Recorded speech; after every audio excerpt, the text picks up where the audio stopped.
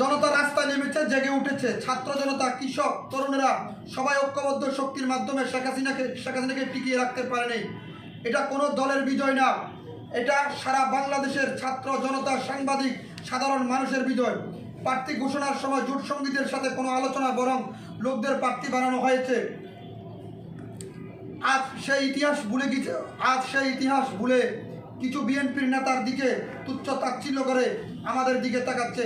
আমি তাদের উদ্দেশ্যে বলবো, আমার মনে হয় যে বিএনপির ভারপ্রাপ্ত চেয়ারম্যান জনাব তারেক রহমান এবং বিএনপির হাইকমান্ড যাদেরকে বলা হয়, আমার কেন জানি মনে হচ্ছে বিএনপি এখন তারেক রহমানের নিয়ন্ত্রণে নেই। বিএনপি এখন তারেক রহমানের নিয়ন্ত্রণের বাইরে চলে গেছে। বিএনপির হাইকমান্ডে এক সিদ্ধান্ত নিচ্ছেন, লন্ডনে তারেক রহমান আরেক সিদ্ধান্ত নিচ্ছেন।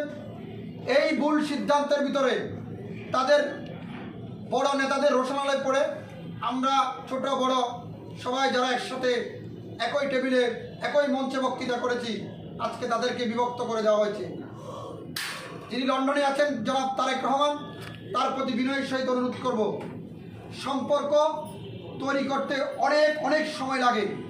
একবার যদি সম্পর্ক ভাঙেন এই জোট সঙ্গীদের সাথে, আমি বলে রাখলাম, কারো পায়ের নিচে মাটি থাকবে না। আওয়ামী লীগ যেমন পালিয়ে বেড়াচ্ছে, তেমনি সবাইকে পালিয়ে বেড়াতে হবে।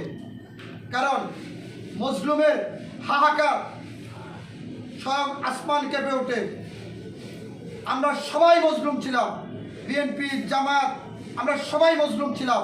আমাদের 15-17 বছর বিএনপির লক্ষ লক্ষ লোক নির্যাতিত হয়েছে, গুম হয়েছে, কিন্তু তারাও এখন রাস্তায় প্রতিবাদ করছে।